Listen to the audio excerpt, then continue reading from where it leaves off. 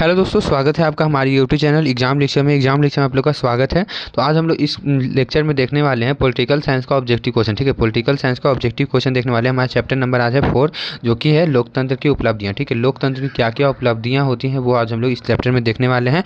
इसका objective question हम लोग देखने वाले हैं। ठीक है, चैप्टर 1, 2 और 3 का हम लोग ऑब्जेक्टिव क्वेश्चन देख चुके हैं, तो उसका लिंक आपको नीचे डिस्क्रिप्शन में मिल जाएगा। प्ले लिस्ट का लिंक मैं डाल दूंगा, वहाँ से आप लोग चेक कर लीजिएगा। ठीक है, चलिए स्टार्ट करते हैं बिना किसी देरी के। और अभी तक चैनल को सब्सक्राइब नहीं किया तो सब्सक्राइब जरूर कर लीजिएगा। एक बार बोलता हूँ, ठीक है, एक बार में आप लोग सब्सक्राइब कर दीजिए अगर अच्छा लगता है तो। ठीक है, और शेयर कर दीजिए अपने सभी फ्रेंड्स के पास, सभी ग्रुप्स में शेयर कर दीजिए। चलिए स्टार्ट करते हैं बिना किसी देरी के। तो देखते हैं सबसे पहला क्वेश्चन हमारा क्या बोलता है कि इनमें कौन सा तत्व लोकतंत्र की स्थापना में बाधक है। इनमें से कौन सा तत्व लोकतंत्र की स्थापना में बाधक है। तो बताइए करेक्ट आंसर क्या हो जाएगा। लोकतंत्र की स्थापना में पूंजी तो बाधक नहीं हो सकता है। पूंजी बाधक कैसे हो जाएगा। अगर आपके पास पैसा है तो वो लोकतंत्र की स्थापना में बाधक तो नहीं बन सकता है। नेता होना चाहिए। ठीक है, नेता तो होगा ही। अगर भी लोकतंत्र है तो उसमें नेता तो होना ही चाहिए, तो नेता भी बाधक नहीं है।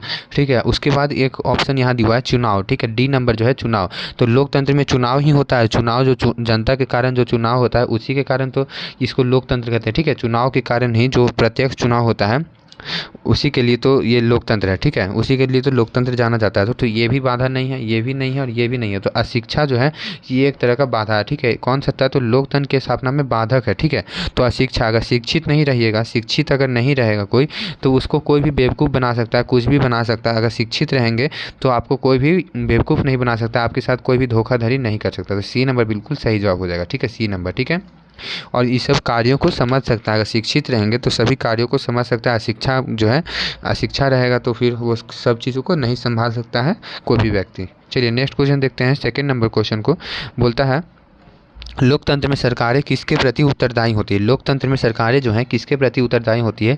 संसद के प्रति, जनता के प्रति, प्रधानमंत्री के प्रति या मंत्री परिषद के प्रति। बताइए करेक्ट आंसर क्या हो जाएगा। लोकतंत्र में जो सरकारें हैं किसके प्रति उत्तरदायी होती हैं। तो बताइए करेक्ट आंसर क्या हो जाएगा। तो जनता के प्रति उत्तरदायी होती है। ठीक है, जनता के प्रति, बी नंबर बिल्कुल करेक्ट आंसर हो जाएगा। प्रधानमंत्री के प्रति नहीं, मंत्री परिषद के प्रति नहीं। ठीक है, ये सब नहीं होगा। संसद के प्रति भी नहीं होगा, जनता के प्रति उत्तरदायी होती है। बी नंबर बिल्कुल करेक्ट आंसर हो जाएगा, बी नंबर। लोकतंत्र में सरकारें किसके प्रति उत्तरदायी होती है। तो जनता के प्रति, याद रखिएगा। चलिए इजी क्वेश्चन है इस चैप्टर में। ठीक है, आप लोग आराम से कर लीजिएगा। थर्ड नंबर क्वेश्चन बोलता है कि भारत में किस तरह के लोकतंत्र की व्यवस्था की गई है। तो सभी लोग जानते हैं अप्रत्यक्ष लोकतंत्र की व्यवस्था की गई है। ठीक है, अप्रत्यक्ष। ठीक है, अप्रत्यक्ष लोकतंत्र की व्यवस्था की गई है। चलिए नेक्स्ट क्वेश्चन देखते हैं। 4 नंबर बोलता है कि विश्व में कौन सी शासन व्यवस्था को सबसे अच्छा माना जाता है। विश्व में कौन सी शासन व्यवस्था को, कौन सी जो शासन व्यवस्था है उसको सबसे अच्छा माना जाता है। तो विश्व में, याद रखिएगा, विश्व में जो है आप लोग को कौन सी शासन व्यवस्था को सबसे अच्छा माना जाता है। तो विश्व में आप लोग को लोकतंत्र की शासन व्यवस्था को सबसे अच्छा माना जाता है। सी नंबर आप लोग का करेक्ट आंसर हो जाएगा। सी नंबर बिल्कुल करेक्ट है। लोकतंत्र जो है विश्व में सबसे अच्छी शासन व्यवस्था है। ठीक है, सैनिक तंत्र नहीं है, राजतंत्र भी नहीं है, अधिनायक तंत्र भी नहीं है। ठीक है, ये सब अच्छी नहीं है। ठीक है, चलिए नेक्स्ट क्वेश्चन देखते हैं। 5 नंबर क्वेश्चन बोलता है कि आज दुनिया के लगभग कितने देशों में लोकतंत्र विद्यमान है। आज दुनिया के लगभग कितने देशों में लोकतंत्र विद्यमान है। ठीक है, यहाँ पे आप लोग थोड़ा सा ध्यान दीजिएगा दोस्तों। अभी अगर वर्तमान की बात किया जाए, ठीक है, वर्तमान में, ठीक है, वर्तमान में जो है इसका करेक्ट आंसर अगर ऐसे तो हो जाएगा इस ऑप्शन के अनुसार 56 देशों में। ठीक है, 56 देशों में बिल्कुल करेक्ट आंसर हो जाएगा कि आज दुनिया के लगभग कितने देशों में लोकतंत्र विद्यमान है। तो 56 देशों में लोकतंत्र विद्यमान है। लेकिन आप लोग के बुक में, अगर बुक में दूसरा आंसर भी लिखा हुआ रहेगा। ठीक है, बुक में जो है दूसरा आंसर है उसको आप लोग एक बार देख लीजिएगा बुक में से कि कितना देश उसमें लिखा हुआ है। अगर आप लोग को एग्जाम में जो है दोनों को याद रखना है। ठीक है, 56 देश भी याद रखना है, ये 56 देश जो है इसको भी याद रखना है कि दुनिया में लगभग कितने देशों में लोकतंत्र है। विद्यमान मतलब कि जहाँ पे लोकतंत्र को अपनाया गया है। विद्यमान मतलब जहाँ लोकतंत्र की शासन व्यवस्था है। ठीक है, याद रखिएगा। तो 56 देशों में अभी वर्तमान में है। ठीक है, और बुक में भी कुछ दिया हुआ होगा, बुक का नहीं याद है, अभी देखे नहीं है बुक में। ठीक है, तो बुक में क्या है वो आप लोग एक बार देख लीजिएगा और दोनों चीज़ को अच्छा से याद रखिएगा। अगर ऑप्शन में बुक का ऑप्शन दिया हुआ है तो बुक का मारिएगा, और अगर वर्तमान का ऑप्शन दिया हुआ, दोनों साथ में नहीं रहेगा। ठीक है, दोनों साथ में नहीं रहेगा, कोई एक रहेगा। तो दोनों को देख लेंगे तो अच्छा रहेगा आप लोग के लिए। ठीक है, अगर आप लोग को वर्तमान का दिया रहेगा तो 56 देश मारिएगा, और बुक वाला दिया रहेगा ऑप्शन में तो बुक वाला मार दीजिएगा। ठीक है, टेंशन नहीं लेना है। चलिए नेक्स्ट क्वेश्चन देखते हैं। 6 नंबर बोलता है किस सरकार के कार्यों का मूल्यांकन जनता करती है। किस सरकार के कार्यों का मूल्यांकन जो है जनता करती है। बताइए करेक्ट आंसर क्या हो जाएगा। इनमें से कौन सा सरकार के कार्यों का मूल्यांकन जनता करती है। तो ऑप्शन है तानाशाहों का, राजतंत्र का, लोकतांत्रिक शासन का, इनमें से कोई नहीं। और देखिए ये सभी जो क्वेश्चन है पिछले साल प्रीवियस ईयर में आप लोग को ये सब क्वेश्चन पूछा गया है। ठीक है, प्रीवियस ईयर क्वेश्चन है तो इसलिए आप लोग इसको हल्के में मत लीजिएगा। ये सभी क्वेश्चन पिछले साल पूछे हुए हैं, आपको यही सभी क्वेश्चन जो है आप लोग को देखने को मिलेंगे आपके एग्जाम में। 2024 के एग्जाम में आप लोग को जब एग्जाम देने जाइएगा मैट्रिक का, उसमें आप लोग को ये सब क्वेश्चन देखने को मिलेगा, ठीक है। तो इसलिए हल्के में मत लीजिएगा, सभी आपके प्रीवियस ईयर क्वेश्चन है, ठीक है। इसके बाद जैसे ही कि सारा हमारा का सोशल साइंस मतलब कि सामाजिक विज्ञान कंप्लीट हो जाएगा चारों पार्ट, तो हम लोग उसके बाद स्टार्ट करेंगे इसके साथ मिक्स क्वेश्चन, ठीक है। मिक्स क्वेश्चन भी आप लोग को मिलना शुरू हो जाएगा, ठीक है, जिसमें कि चारों मिक्स रहेगा, ठीक है, और हर एक चैप्टर से रहेगा। तो वैसे भी आप लोग को क्वेश्चन मिलेगा, ठीक है। तो उसके लिए टेंशन नहीं लेना, पहले सारा चैप्टर वाइज आप लोग को कर देता हूँ, उसके बाद आप लोग को मिक्स क्वेश्चन भी दिया जाता है। तो बोल रहा है कि इसमें ज़्यादा टाइम नहीं बर्बाद करते, बोलता है कि किस सरकार के कार्यों का मूल्यांकन जनता करती है, तो राजतंत्र, ठीक है, राजतंत्र का भी नहीं करती, तानाशाहों का भी मूल्यांकन जनता नहीं करती है। उनमें जो है तानाशाहों के कारण नहीं कर सकती है, अगर उन लोग करेंगे तो उन लोग का मतलब कुछ भी किया जा सकता है। जैसे कि उसमें तानाशाह है, मतलब कि उसमें कोई एक पर्सन है जिसके कारण जो कि उस पर शासन करता है, ठीक है, एक पर्सन है जो कि शासन करता है। राजतंत्र में भी वही व्यवस्था है, राजा होता है उसमें, उसके खिलाफ आप नहीं बोल सकते हैं, राजा के खिलाफ बोलिएगा तो फिर प्रॉब्लम है। लोकतांत्रिक शासन का व्यवस्था में, ठीक है, यहाँ पर किस सरकार के कार्यों का मूल्यांकन जनता करती है, तो लोकतांत्रिक शासन का व्यवस्था में जनता करती है, ठीक है। सी नंबर बिल्कुल करेक्ट आंसर हो जाएगा, ठीक है, सी नंबर बिल्कुल करेक्ट आंसर हो जाएगा, ठीक है। लोकतांत्रिक शासन का जो है मूल्यांकन जनता करती है। चलिए नेक्स्ट क्वेश्चन देखते हैं। 7 नंबर क्वेश्चन बोलता है किस सरकार में चुनाव नियमित रूप से होते हैं, किस सरकार में चुनाव नियमित रूप से होते हैं, बताइए करेक्ट आंसर क्या हो जाएगा। तो ऑप्शन है लोकतंत्र, राजतंत्र, सैनिक शासन या गैर लोकतांत्रिक। बताइए करेक्ट आंसर क्या हो जाएगा, किस सरकार में चुनाव नियमित रूप से होते हैं, तो लोकतंत्र में चुनाव नियमित रूप से होते हैं, ए नंबर बिल्कुल करेक्ट आंसर हो जाएगा। चलिए नेक्स्ट क्वेश्चन देखते हैं। 8 नंबर क्वेश्चन, तो चलिए हमारा 8 नंबर क्वेश्चन क्या बोलता है, किस सरकार में फैसला लेने में विलम्ब होता है, तो किस सरकार में फैसला लेने में विलम्ब होता है। तो तानाशाही में देखिए, तानाशाही में तो एक पर्सन जो है जो कि रूल करता है, ठीक है, एक पर्सन जो है वो शासन करता है। तो इसमें तो ये अपना खुद डिसीजन, जो उसको करने का मन होगा वो खुद से डिसीजन ले लेगा, ठीक है। अगर टैक्स बढ़ाना है, अगर जनता के ऊपर टैक्स लगाना है ज़्यादा, तो वो खुद से डिसीजन ले लेगा। किसी में टैक्स बढ़ाना है घटाना है, वो खुद से डिसीजन ले लेगा। गैर लोकतांत्रिक देश में भी वैसे ही होता है, ठीक है। तो यहाँ पे देखिए शासन विलम्ब से क्यों होता है, क्योंकि लोकतांत्रिक में फैसला जो है आप लोग को बहुत सारा कंडीशन, बहुत सारे लोगों की सहमति पे लिया जाता है, ठीक है, बहुत सारे लोगों की सहमति पे संसद में बात होता है, संसद में जाता है, उसके बाद प्रधानमंत्री सभी लोगों को देखने पड़ता है, उसके बाद उसमें जो है फैसला लिया जाता है। कोई भी अगर बिल लाया जा रहा है तो उसमें आप लोग को बहुत अच्छा से उसका क्या उसका प्रॉफिट है, क्या उसका लॉस है, सब कुछ देखने के बाद उसमें फैसला लिया जाता है। तो इसलिए लोकतांत्रिक में विलम्ब होता है लेकिन अच्छा फैसला आप लोग का आता है। तो ए नंबर बिल्कुल करेक्ट आंसर हो जाएगा। चलिए नेक्स्ट क्वेश्चन देखते हैं। 9 नंबर क्वेश्चन, अच्छा क्वेश्चन है, बोलता है कि दक्षिण अफ्रीका और ब्राज़ील में समाज के सबसे निचले पायदान पर रहने वाले 20% लोग, दक्षिण अफ्रीका, फिर से पढ़िए, दक्षिण अफ्रीका और ब्राज़ील में समाज के सबसे निचले पायदान पर, समाज के सबसे निचले पायदान पर रहने वाले 20% जो लोग रहते हैं, 20% लोग आय के कितने प्रतिशत हिस्से पर अपना जीवन यापन करते हैं, आय के कितने प्रतिशत हिस्से पर जीवन यापन करते हैं। तो इसका करेक्ट आंसर क्या हो जाएगा, 13%, 3%, 33% या 23%। बताइए करेक्ट आंसर क्या हो जाएगा, मतलब करेक्ट आंसर क्या हो जाए, तो 3% पर, ठीक है, 3% आय पर वो जो है जीवन यापन करते हैं। बी नंबर बिल्कुल करेक्ट आंसर हो जाएगा, बी नंबर, ठीक है। चलिए नेक्स्ट क्वेश्चन की ओर बढ़ते हैं। 10 नंबर क्वेश्चन बोलता है कि लोगों के बीच नियमित संवाद की गुंजाइश किसमें बनी रहती है, लोगों के बीच जो है नियमित कम से कम नियमित संवाद की गुंजाइश किसमें बनी रहती है, तो किस शासन प्रणाली में नियमित संवाद की गुंजाइश बनी रहती है, जिसमें कि आप लोग कुछ पूछ सकते हैं, कुछ सवाल उठा सकते हैं, ऐसी व्यवस्था किसमें बनी रहती है। तो ऑप्शन आपके पास है सैनिक शासन में, तो इसमें तो नहीं उठा सकते हैं आप लोग कोई सवाल, अगर कुछ गलत हो रहा है तो उसमें बोलिएगा, तो सैनिक आप लोग के ऊपर कोई कार्रवाई कर सकता है, ठीक है।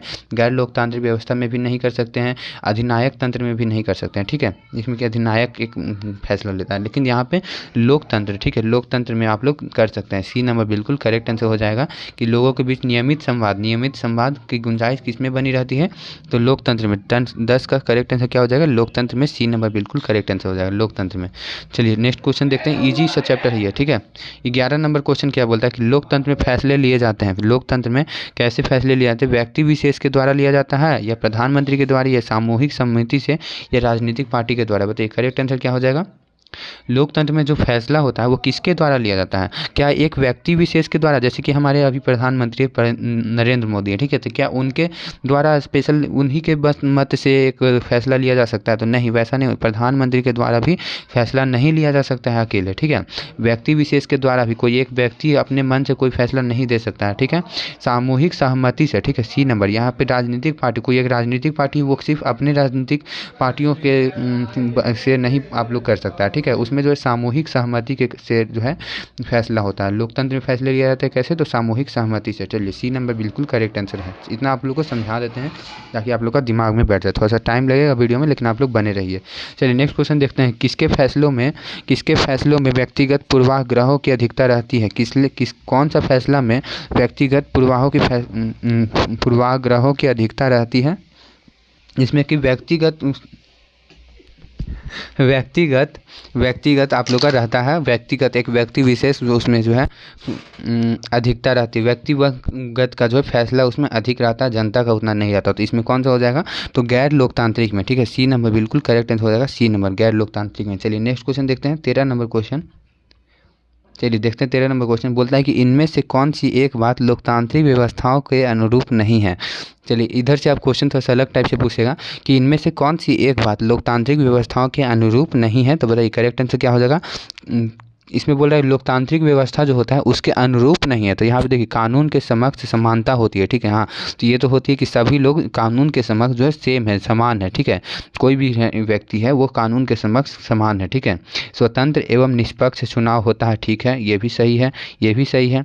उत्तरदायी शासन व्यवस्था होती है, हाँ ये भी सही है। उत्तरदायी शासन व्यवस्था, अगर वो लोग कुछ गलत किए हैं तो उसका उत्तर उनको देना पड़ेगा, ठीक है, ऐसी होती है। और उसके बाद डी नंबर बोलता है कि बहुसंख्यकों का शासननामा होता है, तो ये गलत है, ठीक है, ये वाला गलत है, ठीक है। तो डी नंबर यहाँ पे बोल रहा है नहीं है, अनुरूप नहीं है, तो इसका डी ही करेक्ट आंसर हो जाएगा। बहुसंख्यकों का शासननामा नहीं होता है। बहुसंख्यक मतलब जो अधिक मात्रा में जो संख्यक लोग हैं, एक जाति के अगर बहुत सारे लोग हैं तो उनका शासन नहीं होता है इसमें लोकतांत्रिक व्यवस्था में। अगर कोई कास्ट है, अगर कोई भी कास्ट है जो कि सबसे ज़्यादा है किसी क्षेत्र में, तो उसका शासननामा नहीं होता है। उसमें जो है जनता चुन कर उनको बैठाती है, उसमें खुद से बहुसंख्यक के आधार पर शासन नहीं किया जाता, तो वो है लोकतांत्रिक व्यवस्था में। तो ये फिर डी नंबर बिल्कुल सही, यहाँ पे गलत है लेकिन ये सही है, ठीक है। अनुरूप नहीं है पूछ रहा है, तो इसका डी नंबर बिल्कुल करेक्ट आंसर है, याद रखिएगा, ये सारा पॉइंट्स को याद रखिए आप लोग। चलिए नेक्स्ट क्वेश्चन देखते हैं। 14 नंबर क्वेश्चन बोलता है कि निम्नांकित में कौन सा गुण लोकतांत्रिक में से मेल नहीं खाता है? इनमें से कौन सा गुण जो है लोकतंत्र से मेल नहीं खाता है? तो बहुसंख्यकों का शासन, विविधताओं में सामंजस्य की क्षमता, समानता का पोषक या व्यक्ति की गरिमा वृद्धि में सहायक। बताइए करेक्ट आंसर क्या हो जाएगा? तो पहले देखिए विविधताओं में सामंजस्य की क्षमता, ठीक है, अलग अलग लोग जो है तो उन लोग में समानता में की लाने की क्षमता होती है। समानता का पोषक होता है, ठीक है, समानता का पोषक होता है। व्यक्ति की गरिमा वृद्धि में सहायक भी होता है, ठीक है। तो लोकतंत्र से मेल क्या नहीं खाता? तो बहुसंख्यकों का शासन नहीं होता, ये मेल नहीं खा रहा है, ठीक है।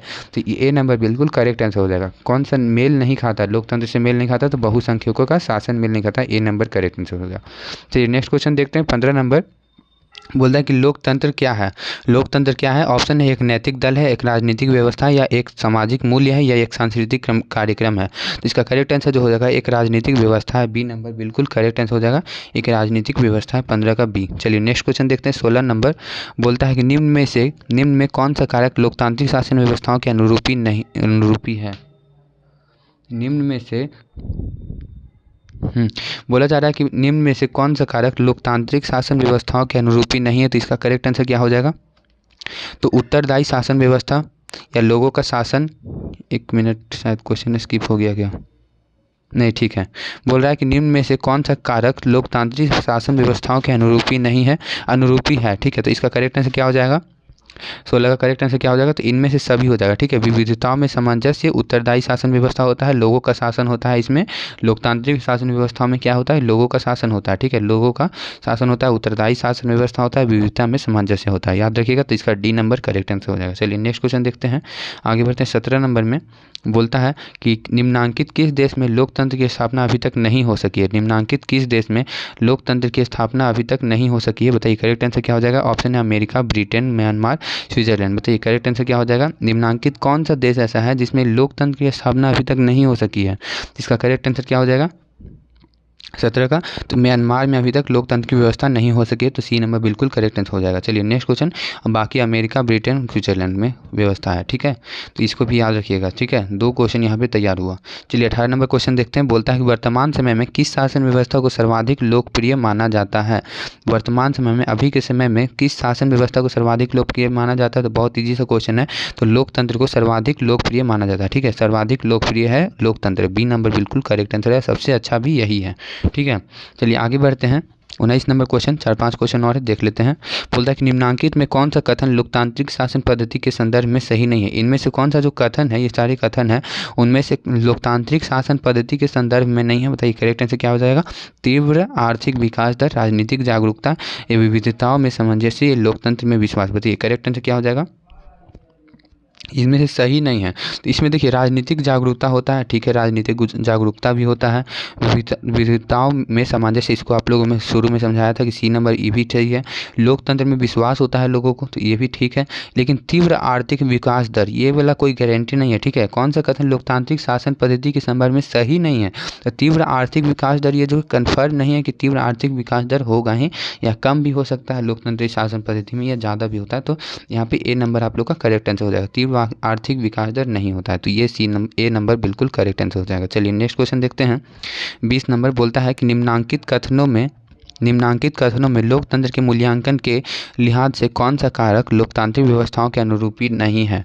बताइए करेक्ट आंसर क्या हो जाएगा। ये क्वेश्चन शायद हम लोग कर चुके हैं, ठीक है। इनमें से अनुरूपी नहीं है, तो बता रहा है ऑप्शन है कानून के समक्ष समानता, बहुसंख्यकों की तानाशाही, या व्यक्ति की गरिमा, या स्वतंत्र एवं निष्पक्ष चुनाव। तो बताइए करेक्ट आंसर क्या हो जाएगा। तो 20 का बी हो जाएगा, बहुसंख्यकों की तानाशाही। ये सब क्वेश्चन किया हुआ है, तो जल्दी जल्दी निकाल देते हैं, ठीक है। 20 का बी। चलिए नेक्स्ट क्वेश्चन देखते हैं। 21 नंबर क्वेश्चन देखते हैं। बोलता है कि निम्नांकित में कौन सा कारक लोकतंत्र की उपलब्धियों के मार्ग में बाधक है। इनमें से कौन सा कारक है जो लोकतंत्र की उपलब्धियों में मार्ग में बाधक है। ये हम लोग शुरू में भी किए थे शायद ये क्वेश्चन। बोलता है कि निर्वाचन आयोग नहीं, ये दूसरा टाइप का ऑप्शन इसमें अलग है, लेकिन सेम क्वेश्चन ऊपर के जैसे हैं, ठीक है। बोलता है कि निम्नांकित में कौन सा कारक लोकतंत्र की उपलब्धियों के मार्ग में बाधक है। तो निर्वाचन आयोग क्या बाधक हो सकता है लोकतंत्र की उपलब्धियों में, तो नहीं, निर्वाचन आयोग तो नहीं हो सकता, संविधान भी नहीं हो सकता है बाधक, आर्थिक असमानता हो सकता है, ठीक है, या इनमें से कोई नहीं। इसका करेक्ट आंसर क्या हो जाएगा। बताइए करेक्ट आंसर क्या हो जाएगा। कौन से कारक लोकतंत्र की उपलब्धि में, जो उपलब्धि मतलब कि उसकी अच्छाई में के मार्ग में बाधक है।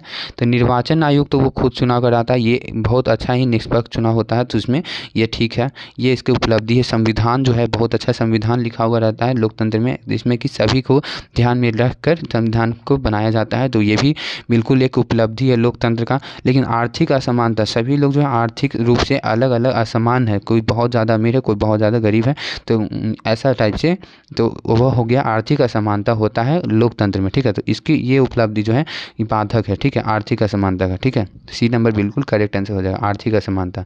चलिए नेक्स्ट क्वेश्चन देखते हैं। 22 नंबर बोलता है कि निम्नांकित में कौन सा कारक लोकतंत्र की उपलब्धियों के प्राप्ति के लिए आवश्यक है। निम्नांकित में कौन सा कारक, इनमें से कौन सा जो कारक है लोकतंत्र की उपलब्धियों की प्राप्ति के लिए आवश्यक है। तो ऑप्शन है गरीबी, सामाजिक विषमता, अशिक्षा, या आर्थिक समृद्धि एवं विकास। बताइए करेक्ट आंसर कौन सा हो जाएगा 22 का। बताइए निम्नांकित में कौन सा कारक लोकतंत्र की उपलब्धियों की प्राप्ति के लिए आवश्यक है। लोकतंत्र में उपलब्धियों के लिए उपलब्धि प्राप्त करने के लिए आवश्यक कौन सी है। तो गरीबी नहीं है, सामाजिक विषमता भी नहीं है, शिक्षा है, आर्थिक समृद्धि एवं विकास जो है लोकतंत्र की उपलब्धि की प्राप्ति के लिए आवश्यक है, ठीक है, डी नंबर। चलिए नेक्स्ट क्वेश्चन। गरीबी नहीं होना चाहिए, सामाजिक विषमता नहीं होना चाहिए, अशिक्षा नहीं होना चाहिए, ये सब नहीं होना चाहिए, ये ठीक है। लोकतंत्र की उपलब्धि को प्राप्ति करने के लिए, प्राप्ति पूछ रहा है, मतलब समझ रहे हैं ये क्वेश्चन आप लोग क्या पूछ रहा है कि लोकतंत्र की उपलब्धियों की प्राप्ति के लिए आवश्यक है, ठीक है। तो गरीबी अगर रहेगा तो वो तो उपलब्धि नहीं, वो तो उसका बुराई ही हो गया। सामाजिक विषमता भी नहीं होना चाहिए, अशिक्षा भी नहीं होना चाहिए, जो है सभी लोग जो है अच्छे, एक सही गरीब नहीं होना चाहिए, उससे ऊपर के स्तर पर होना चाहिए। सामाजिक विषमता क्षमता नहीं होना चाहिए, अशिक्षा नहीं, सभी लोग शिक्षित होने चाहिए। तो इसमें जो करेक्ट आंसर हो जाएगा आर्थिक समृद्धि होनी चाहिए। आर्थिक मतलब आर्थिक रूप से वो समृद्ध होने चाहिए और विकास होना चाहिए उस देश में, ठीक है। तो इसका डी नंबर करेक्ट आंसर हो जाएगा, डी नंबर। चलिए नेक्स्ट क्वेश्चन समझ गए आप लोग। चलिए 23 नंबर क्वेश्चन बोलता है कि लोकतंत्र में चुनावों में भाग लेने एवं और अपने प्रतिनिधियों को चुनने का अधिकार किसे है। लोकतंत्र में चुनावों में भाग लेने और अपने प्रतिनिधियों को चुनने का अधिकार किसे है। तो भैया इसका बहुत सारी जी क्वेश्चन है। ऑप्शन है निर्वाचन आयोग को, या आपराधिक छवि वाले लोगों को, या जनता को, या धनाढ्य वर्ग को। बताइए करेक्ट आंसर क्या होगा। लोकतंत्र में चुनाव में जो भाग लेने और अपने प्रतिनिधियों को चुनने का अधिकार किसे है। तो जनता को है। बहुत इजी सा क्वेश्चन है, जनता को है। सी नंबर बिल्कुल करेक्ट आंसर हो जाएगा। जनता को है अपने प्रतिनिधियों को और लोकतंत्र के चुनाव में भाग लेने का, ठीक है। चलिए 24 नंबर क्वेश्चन देखते हैं। बोला कि निम्नांकित कारकों में लोकतंत्र की उपलब्धियों के मूल्यांकन की सही कसौटी एवं आधार क्या है। इनमें से इन चारों कारकों में से लोकतंत्र की उपलब्धियों के मूल्यांकन की सही कसौटी एवं आधार क्या है। तो ऑप्शन है जमा पूंजी, या उत्तरदायी शासन व्यवस्था, विविधता का बाहुल्य, या समय और धन का अपव्यय। बताइए करेक्ट आंसर क्या हो जाएगा। कौन सा जो कारक है वो लोकतंत्र की उपलब्धि के मूल्यांकन के लिए सही कसौटी है। तो उत्तरदायी शासन व्यवस्था जो होना चाहिए, ठीक है। 24 का बी नंबर हो जाए। उत्तरदायी शासन व्यवस्था एक सही कसौटी है। चलिए नेक्स्ट क्वेश्चन देखते हैं 25 नंबर। इसको आप लोग को होमवर्क में देना है, ठीक है। होमवर्क में लास्ट क्वेश्चन आप लोग के लिए रहता है, ठीक है। आप लोग के लिए इसको आप लोग को होमवर्क में कमेंट बॉक्स में कमेंट करके बताना है कि लोकतंत्र के मूल्यांकन के लिहाज से इनमें से कौन एक चीज़ लोकतांत्रिक व्यवस्थाओं के अनुरूप नहीं है। ऑप्शन स्वतंत्र एवं निष्पक्ष चुनाव, कानून के समक्ष समानता, बहुसंख्यकों का शासन, या व्यक्ति की गरिमा। बताइए करेक्ट आंसर क्या हो जाएगा। आप लोग कमेंट बॉक्स में कमेंट करके बताइए। ये सब क्वेश्चन करवाया हुआ है, बहुत ईजिली आप लोग कर दीजिएगा। इसका आंसर बताया हुआ है आप लोग को ऊपर के क्वेश्चन, ठीक है। जिसको कमेंट बॉक्स में आप लोग कमेंट करके बताना है, ठीक है, कि लोकतंत्र के मूल्यांकन के लिहाज से इनमें से कौन एक चीज़ लोकतांत्रिक जो व्यवस्था होता है उसके अनुरूप नहीं है। तो इसमें से कौन सा करेक्ट आंसर हो जाएगा, कमेंट बॉक्स में कमेंट करके बताइए। इसका पीडीएफ जो है, पीडीएफ आपको टेलीग्राम पे मिल जाएगा, लिंक आपको डिस्क्रिप्शन में मिल जाएगा। और बाकी पिछले चैप्टर्स को नहीं देखें आप लोग वीडियो, तो उसको आप लोग देख सकते हैं। आपको प्लेलिस्ट का लिंक दे दिया जाएगा, वहाँ से आप लोग देख सकते हैं।